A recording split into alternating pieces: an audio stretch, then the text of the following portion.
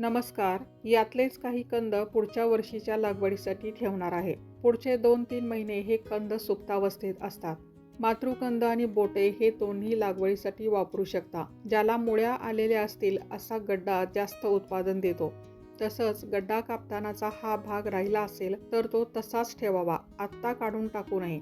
त्यातून बुरशी लागू शकते किंवा कंद सडू शकतो. मातृकंदाजवळच्या बोटाला कमीत कमी 3 डोळे असलेला कंद निवडावा आणि हे डोळे फुगीर असावेत, तरच त्याला फुटवे जास्त येतात. फुटवे जास्त तर उत्पादन जास्त. शिवाय असे मोडलेले कंद घ्यायचे नाहीत. कंद मातीतून काढल्यावर लगेचच साठवणूक करायची नाही. त्यामध्ये थोडाफार पाण्याचा अंश असतो.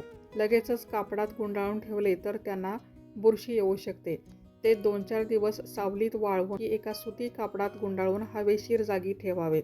पाणी आणि पाऊस लागणार नाही याची काळजी घ्यावी. एप्रिल-मे मध्ये पेरणी करावी. धन्यवाद.